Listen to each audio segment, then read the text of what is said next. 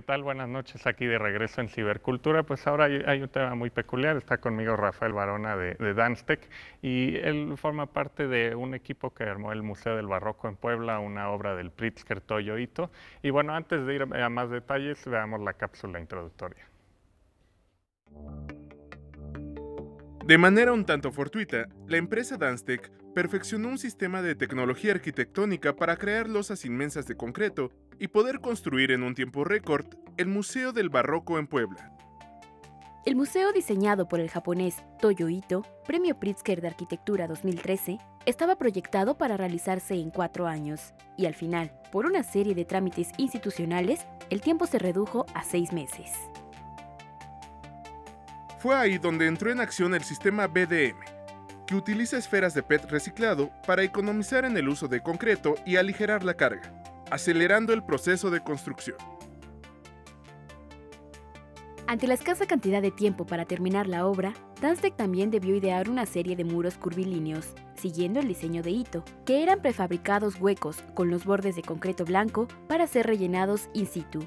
Fue gracias a esa combinación de tecnología e ingenio que el museo pudo ser entregado a tiempo. Pues así toda una epopeya construir el Museo del Barroco, ¿no?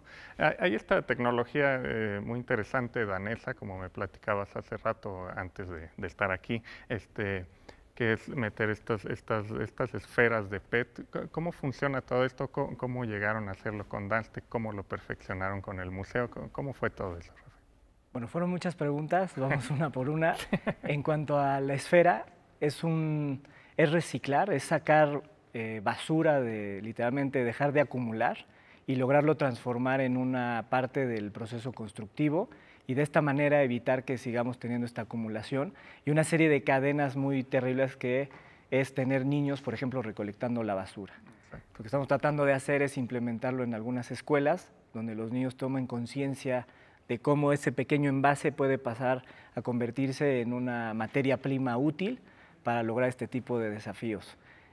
Hacer la obra de Toyo Ito pues era un privilegio, es un premio Pritzker de arquitectura, simplemente nosotros queríamos entrarle y lo que logramos perfeccionar es que hicimos una losa con un claro de 25 por 25 metros de distancia, que es algo que no se había hecho con esta misma tecnología danesa.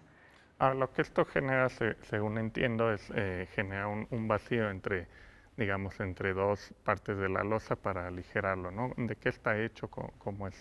¿Hay acero? ¿Hay concreto? El ¿Cómo panel se compone de una capa de 6,5 centímetros de concreto, tiene una malla inferior, una malla superior que están conectados por una escalerilla de acero y en medio de estas dos mallas, que le llamamos jaula, se inserta la esfera de PET reciclado y esos componentes nos generan el panel que tiene dimensiones de 12 metros por 3 de ancho. Y a partir de estos tableros puedes generar prácticamente cualquier geometría. Ahora, cabe mencionar que ustedes querían hacer un registro de la construcción del museo y este registro videográfico, digamos, se convirtió en un documental que se llama Sin Manual, que es muy interesante, habla de todo el proceso, todo esto, pero hay algo que no mencioné que platicábamos también hace rato, es ¿cómo fue que contactaste, cómo te enteraste de esta tecnología danesa, hablaste con el inventor, cómo fue todo eso para poder traerla a México, aplicarla aquí? Digamos que 2 años y medio antes de que ocurriera el Museo Barroco, nació Danstec, es una empresa muy joven, y nació como una variante de elementos prefabricados de la empresa Fapresa, que es una empresa donde pues, yo nací prácticamente haciendo prefabricados. La diferencia es que en una se hacen elementos prefabricados de fachada y en otra hacemos espacios y estructuras donde la geometría es parte de la estructura y la fachada y todo se vuelve un mismo elemento. El cómo nos enteramos, el despacho asociado en Puebla, nos contactaron, ya habíamos trabajado con ellos en un par de proyectos y cuando llega la información, bueno, pues nada más de ver las primeras imágenes, yo soy un enamorado de la arquitectura, soy arquitecto, me fascina y fue como de, yo tengo que hacer esto. Y preguntamos, porque era confidencial en ese entonces, oye, ¿de quién es esta obra? Podía ser de muy pocos arquitectos, salió que era Toyo Ito, y a partir de ahí lo que nos dimos a la tarea fue crear e innovar algo que realmente no se ha hecho y no se ha hecho tampoco en otras partes del mundo. O sea, el sistema constructivo que ideamos ahí es sumamente interesante y rompió paradigmas de costo, de tiempo, de seguridad. La seguridad que es tan importante en una obra, porque puedes, o sea, si tú le metes mucha velocidad a algo, puedes acabar generando un problema grave en una obra.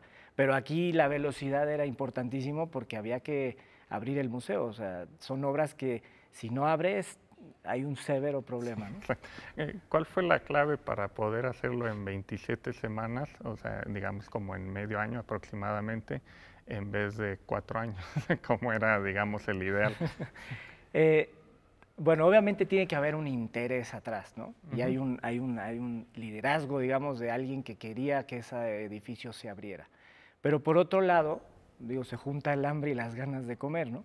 Nosotros teníamos de alguna manera, pues, empujar la empresa, crear cosas distintas, y nos arriesgamos a hacer esta propuesta donde 702 muros distintos que se tuvieron que fabricar en una planta de producción en Atizapán de Zaragoza, transportar 200 kilómetros con un recorrido aproximadamente de 12 horas por tráiler y empezar a ensamblar este rompecabezas, que fue lo que nos permitió hacerlo en un tiempo récord. Es decir, son muchas neuronas metidas, mucho software, mucha tecnología metida para poder resolver esto de rompecabezas, digamos, tridimensional. Tuvimos varios procesos sistematizados como para hacer los moldes, toda base de control numérico, donde sacabas patrones para poder generar los moldes, que eran distintos, y que de esta forma pudiéramos llegar a tiempo, ¿no? Y que todo se empezara a prefabricar. Entonces, mientras en la obra se estaban haciendo los cimientos y la infraestructura, en la planta se estaba haciendo un edificio, y en algún momento eso genera un poco de conflicto, ¿no? Porque normalmente estamos acostumbrados, los que no, o sea, como que arranque una obra y que veas mucha gente. Pero aquí la gente estaba en la planta haciendo estos elementos. Finalmente se empiezan a transportar y pues empieza a florecer el edificio en un santiamén, ¿no? Pues son 27 semanas de inicio a que se terminó de ensamblar. Exacto. Oye, ya para terminar, el día que llegó Toyo Ito, ya que estaba terminado el museo, o en su primera visita, creo que era un poquito antes, si mal no recuerdo de lo que viene el documental, ¿qué sentiste tú?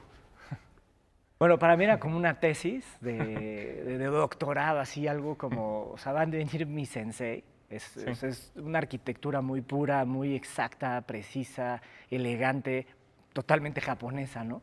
Sí. Y que lográramos construir algo finalmente con esa calidad que él estaba esperando, y él estaba en ese mismo momento terminando una larga experiencia de casi 6 años para terminar la ópera de Taiwán. Es decir, eran como caminos paralelos, donde en uno tenía un final feliz, ¿no? Con 27 semanas de ensamblaje de edificio, pero que el edificio se iba a abrir no como un gran elefante blanco, sino se abrió como un museo operando, ¿no? Y por otro lado, esta amarga experiencia muy larga donde se habían salido de presupuesto, etcétera. Y él lo dijo en algún momento, ¿no? La verdad es que nunca creí que fueran a acabar. O sea, esto decía, es un milagro, o sea, yo considero que esto es un milagro. Y conforme fueron ellos entendiendo un poco el proceso, se fueron integrando, y es gente muy capaz de trasladar sus ideas a lo que le estás proponiendo como una solución. Perfecto. Pues muchísimas gracias, Rafael. Se nos acabó el tiempo, pero bueno, volvemos con Rafa y Laura. Sigue el noticiario. Sigan Cibercultura en 15 días.